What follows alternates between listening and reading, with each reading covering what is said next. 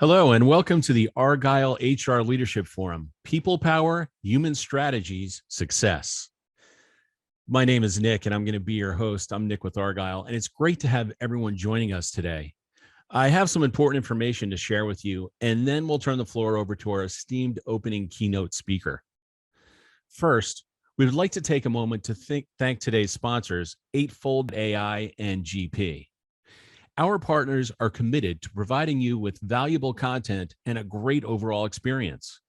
At any time during today's event, you can visit their virtual booths for the main agenda page, which include complimentary materials, information, and meet and greet opportunities.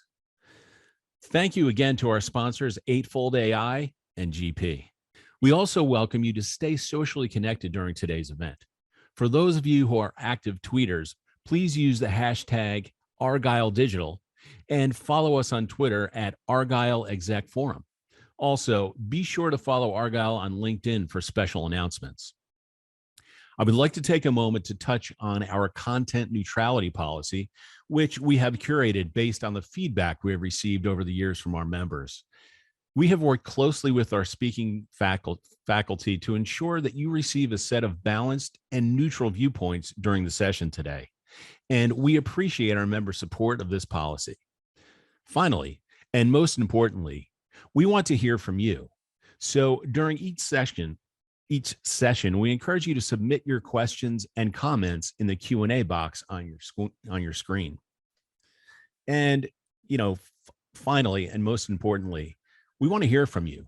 So during each session, we encourage you to submit your questions and comments in the Q&A box on your screen. Following each presentation, we have set aside time for our speakers to weigh in on your questions. Thank you again for joining us today. Now let's get started. Without further ado, I would like to introduce Tapi Sadiku, Global Head of Employee Digital Experience, the Kraft Heinz Company. We are excited to have Tapi for her opening keynote presentation titled Creating Collaborative Environment to Unlock the Power of People. Welcome, Tapi. Over to you. Hi, everybody. I want to say good morning, good afternoon, good evening, because I'm sure you have people from all across the world here. And you can hear that I have a British accent, but I'm actually based in Chicago. So it's morning here. But if I was talking to my friends or my family at home, I'd be saying afternoon. So hi, thank you for encouraging me and welcoming me to deliver the keynote. I'm really excited to be here with you today. And I'm really looking forward to talking about creating collaborative environments to unlock the power of our people. Now, as mentioned earlier, Nick said, I am the Global Head of Employee Digital Experience at the Kraft Heinz Company. And I thought maybe I'll give you a bit of an intro into what we'll talk about. So we'll talk about how we can design physical and virtual environments that allow us to harness the power of our people in our orbit. So through the intentional technological design and focus, during this keynote, we're going to discuss how technological design and digital behaviors can create collaborative experiences.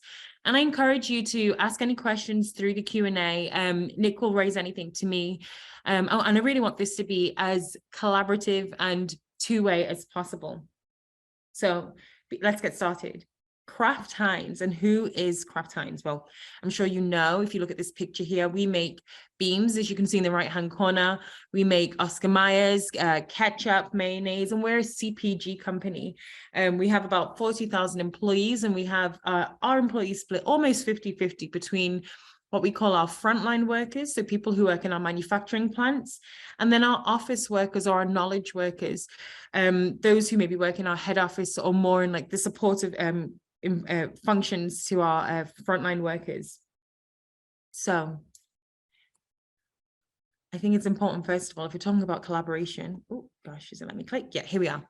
What is collaboration? Well, people say collaboration all the time, and sometimes it can be one of those words that you never really understand what it means. It's kind of important to go back to the Oxford Dictionary definition and really make sure we ground ourselves in the truth. So that's what I did, and I Googled, what is collaboration? And collaboration is the art of working together to achieve a goal or an objective. And when I think about collaboration, especially for our workers, especially for the employees that we serve, especially for our Kraft Heinz family, I really love the idea of separating the physical and the virtual space. In fact, we challenge the notion of space rather than place. You know, what happens when we separate business objective from our physical location? And actually, I'm sure a lot of the listeners today, you can relate to that. Over the last 3 years, we've been really stretched when it comes to achieving an objective and the location by which we achieve that objective. And that might sound quite lofty, but really what I'm saying here is, you know, maybe you work out and you would think I have to go to the gym to work out, or maybe you would think I have to go to school to learn, or I have to go to the cinemas to watch a movie, a cafe to drink coffee, my office to work. And really the notion of physical space and virtual space and place were challenged in the sense of our homes became everything. And maybe all of the emotions that we'd attach to different locations within our homes and our personal environments, we'd really had to challenge that notion. And we should focus on what we're trying to achieve rather than where we're trying to achieve it. So for me, I began to work out like in my living room, and my living room became my office. My partner had we have a second bedroom that became his office. And the space that maybe we were previously using to watch television became like a multifaceted location. And really, what I love about challenging the notion of space versus place, it removes the conversation being led by how, and it switches the conversation being led to something that says, like, what is the objective? What is the objective and why? And in doing so, we're able to create spaces that enable people to be their best selves. For me, this means like thinking of the different modes of work. You know, it's not just that I go to the office to work, but there are like different modes. You could think of 3 different modes of work, or even like we say, like 3 to 4. One being focused, deep work. That's the idea that I have like a wicked problem to solve with a very quantifiable period of time. And I kind of want to be void of distraction. I want to be able to focus on this specific challenge. The other one being like collaborative work, where, you know, I have an objective that I'm trying to work together with someone to achieve. And then the idea of being like creative and inspired, which might be, I need innovation. I need to think of a novel way to solve this problem. And anyway, what I really love about this picture here is that the person sat in this park has a coffee, has a notebook, has their own like device. You can't tell if it's a corporate device or a personal device, and they have their mobile, and they're able to achieve the work that they need to do exactly where they are. And when I think about designing spaces for collaboration, I really think less about the physical location and more about the tools that we provide our employees with when they get to where they need to be. This looks like a very peaceful picture. In fact, it reminds me of the beginning of the pandemic. So I live in Chicago, and I live downtown in Chicago, and I would get on my bike and I would put my dog in my basket, because I have a tiny little chihuahua, and we'd cycle along Lakeshore Drive, and we'd get to Lincoln Park, and I would sit and I would take calls, and it was great because, you know, we had to be physically apart from one another. So I was able to be on my own, but I was able to be in nature, and it gave me so much inspiration to solve like business challenges or things that I was trying to think about. It gave me the space and created the time and the place for me to be able to think about just giving me the space to think differently. And I know maybe not every single work problem can be solved by going to sit in a park, but I really love this idea of challenging where and when work is done and how work is done and what it really means. We can't even tell here if this person is in like a Zoom call. Is this like a conference call? Are they trying to solve a problem? Have they just came up with a great idea? It's not even so clear, but I love the idea of being able to separate where work is done. So my next slide is somebody practicing archery. And again, archery was something that I took up probably maybe in the summer of 2021, mainly because I wanted to keep the learner's mindset. And actually that's what I love about this picture, because a core skill of archery is that you need to really be focused in and hone in on who you are, where you are, when you are in this very moment. You kind of have to die to any external environments that are around you, any external influences or distractions, and really focus on your target. I love archery because it's quite a meditative practice for me. And it really taught me that, no matter what challenges are on around you, you need to have like your own personal practices to be able to enable you to focus and really hone in on a problem. And this for me speaks to the idea of like focus time or deep work time, where you need to create a space where you can really kind of like cocoon yourself almost. And there is a lot of research. I read some research from Stanford University by Andrew Huberman, who says that you can mimic this idea to kind of give you this more intimate space by even like wearing a cap or lowering the light. So you can really just close like your peripheral vision, almost like how we put blinkers on horses, and really focus in on the problem we need to solve for this quantifiable period of time. And I think that's important to create that space for our employees as well, both in the physical and in the virtual space. So, do your offices have these business ready desks where your employees can really focus and have that intimate, void of distraction time? How do you set up your technological landscape that employees can kind of put themselves in do not disturb mode, where they don't receive any notifications, and they're able to really focus on whatever problem or solution that they're trying to work on for a quantifiable period of time? Now, I do see that there are two questions coming through, so I'm going to answer the first one, which is, what types of tools do you find are most useful to include in your collaborative environment? I actually really love this question because I think I really love design thinking. I've actually just completed a course with MIT on designing impactful solutions, which looks at how you use like applied design thinking, regardless of being a designer, but really to help you kind of problem solve. And one of the steps in the design process is like you come up with so many ideas. In fact, you kind of put them all on sticky notes. This is in the, let's say in a more physical environment, you put all your problems or your ideas on a sticky note, you put them all on the wall, and you kind of just go through every single idea. In fact, the challenge is to come up with as many ideas as possible. But you can also kind of mimic that in like the virtual space. You can use any of these collaborative tools. There's something like Miro. There's also Mural that allows you to have that like design kind of session. And what I like is that you can do that physically. So you can use sticky notes, you can do it virtually, you can using virtual sticky notes. I really love whiteboarding. Again, you can do that physically with a whiteboard, or you can do that virtually using like Microsoft have their own whiteboard. There's so many different whiteboarding solutions. I think it's also very important to have some kind of AV solution too. And by AV, I mean audio visual. So people can have these hybrid meetings regardless of where they're based. You may have some people based in an office, you may have people working at home. And actually, even if everybody was working in an office, for the most part, the world is so flat that our stakeholders are in various different locations. So I really love like an AV solution that is grounded, and it can kind of like track the participants in the physical environment, but it also provides like the sound experience for your remote participants as well.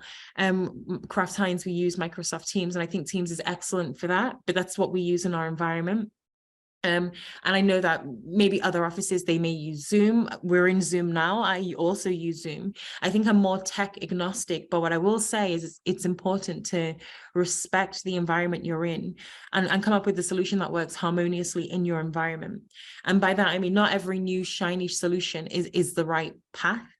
Actually, sometimes you have to do what works well in your environment, and with the like understanding the dynamics of your family as well. Sometimes I say, if I was creating like an Italian cookbook, because I love Italy and Italian food, maybe I want to make a lasagna, and that might be one of the recipes that I put in this cookbook.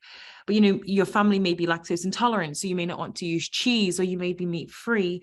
Maybe my son doesn't like tomatoes, maybe your daughter doesn't like onions. You have to be able to adapt the recipe, even if you still are trying to cook that lasagna. And I think that's what I mean when I talk about being respectful of your home, your environment, your family. Knowing the nuances of the group that you serve will really help make sure we're able to provide those effective tools for that collaborative environment. And thank you for the question. Now, the second question is, do you feel having employees work remote gives a better work-life balance? You know, I challenge the notion of work-life balance. And the reason I say I challenge the notion, I mean the phrase we use, because when I feel like the fullest, best version of Toppy is when I am Toppy, my holistic self. I am able to work and live my life in an effective manner. And that goes back to my earlier point around, differentiating or separating objective from physical location, because remote can also provide the opportunity to really focus on a problem that you need to be able to solve. But actually, there are times when I go to the office and I might just be thinking about something and I walk away and I ask someone and they say, actually, do you know what? Let's go and speak to this person. And a problem that could have taken me months of emails and, I put it to the back of the list and it goes to the front. I can solve it in minutes, if maybe like an hour, if you're in a physical environment. So I think depending on the mode of work, depending on like the objective that you're trying to achieve, I think that should really, lead whether it's more effective to be done in person or if it's more effective to be done at home. There are times when you need to collaborate and problem solve, and it just having the energy of people in the room, there is nothing like it.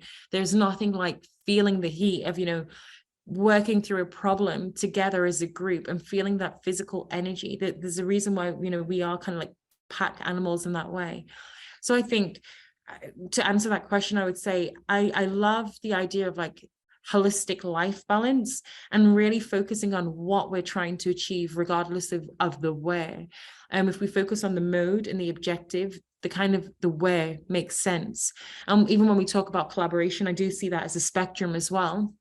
Maybe I'm working on a PowerPoint presentation, which you can do that remote, but maybe I'm actually trying to pull an event together or solve a big, juicy, wicked problem that we need to, it's effective to be in person, especially during that forming, norming, storming group, group phase in the earlier parts of the group forming process.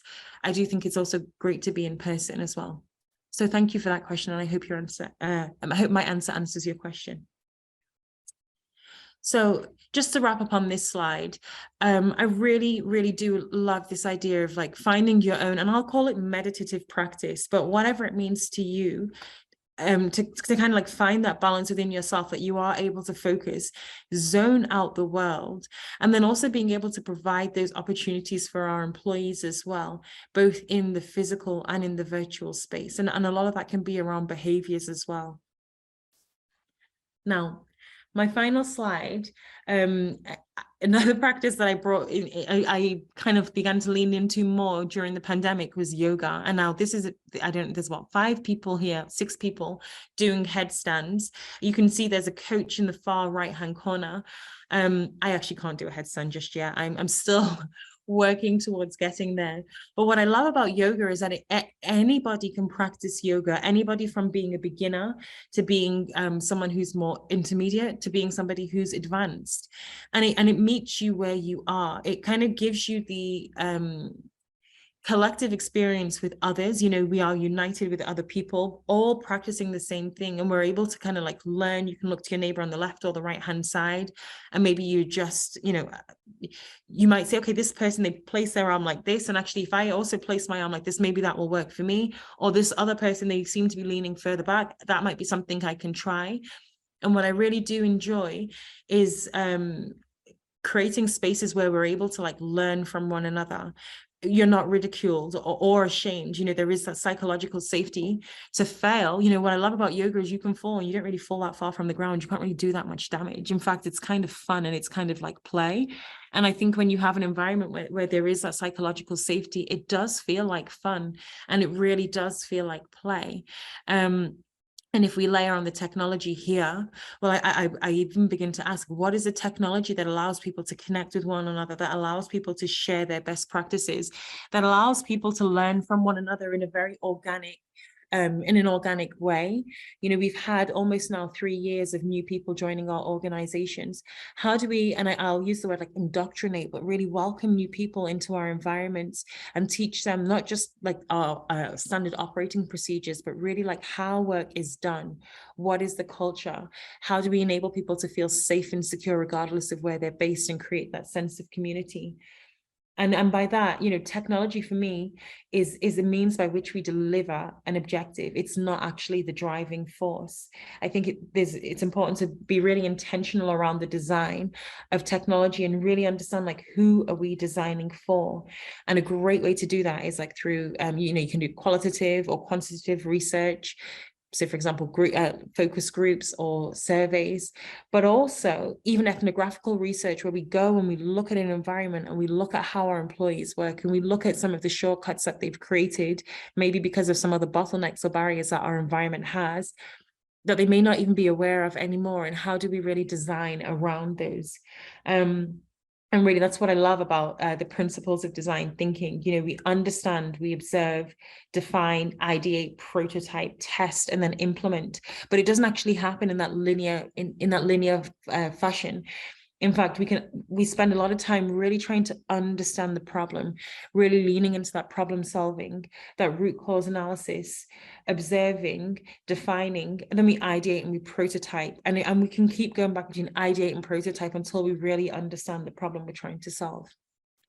So I do see there are more questions, and I know that we are coming up on time. The third question is, when you or your team are having trouble focusing, what practices do you recommend? Now, for me, I really love like the do not disturb feature. I really, really love it because it turns off all of my notifications. In fact, it kind of makes my screen darker, which just puts me into a different mood and a different mode. Personally, Toppy works well when I can kind of be in a different environment, actually kind of like a silent environment where I can really focus. And sometimes I just need to kind of get up, walk away and take a moment. I think I like the idea of being in a different environment, void of distraction, and kind of creating it in a way that people will not, I don't want to say not disturb me, but really respect the fact that I need that privacy. And that's kind of like a cultural and behavioral thing as well. Like, how do you indicate that people need that time to focus? For example, Microsoft has focus time that you can set, and it says focus time, and people tend to respect that. What is the best way to encourage organizations to collaborate? That is a very, very good question. There is so much power in the idea of not suffering from groupthink. So not suffering from, you know, everybody thinking in the same way, and like the hubris of the individual's idea. I think if I was trying to encourage an organization to collaborate, I would probably try and look for a problem to solve that was non-offensive, if that makes sense. And by that, I mean like wargaming, where if I want someone to collaborate on this particular project, maybe if I kind of said we need to collaborate on this particular project, it might seem quite an attack. Whereas there are different ways that you can kind of simulate the benefits of collaboration through ideas like wargaming, which kind of tend to lower people's barriers and boundaries about that idea. Now, let me go to the next question. The fifth question is, what events do you recommend for team building in person or remote? Events is interesting, right?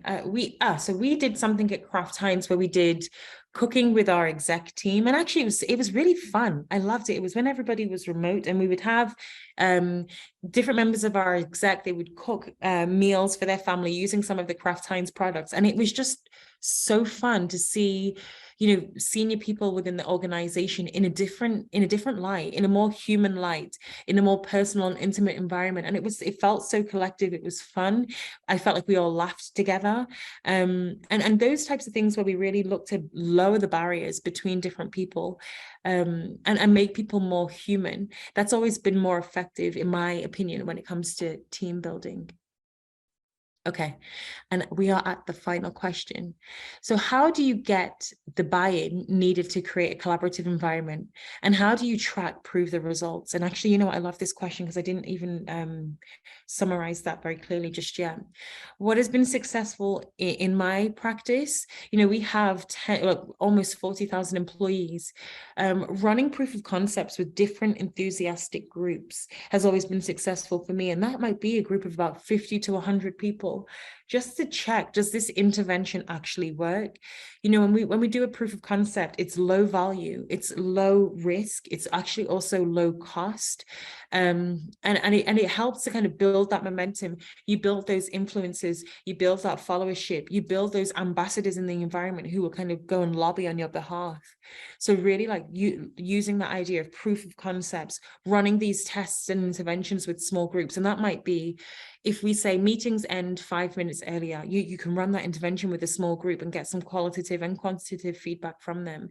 You may say, well, what happens if we say, you know, every Friday people have time to work on like a wicked problem, and you can get that qualitative feedback from that group and use that as like the basis for a business case. I really do believe in the power of proof of concepts. So I know we are really at time, and everyone, thank you so much for your questions.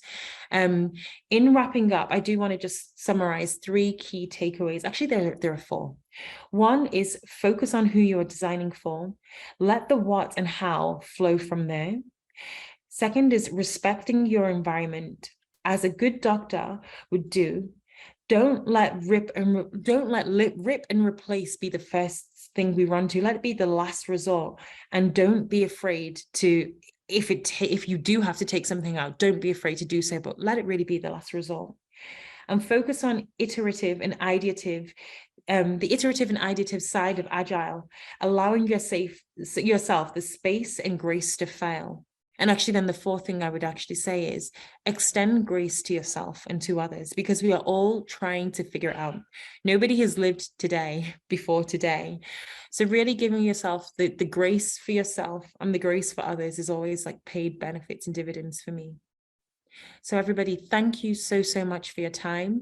I'm just going to go to my last slide. If you would like to connect with me, my short name is Toppy. It's the shortened version of my name, but my full name is Tami Toppy Sadiku. And you can find me on LinkedIn. This is actually my LinkedIn picture as well.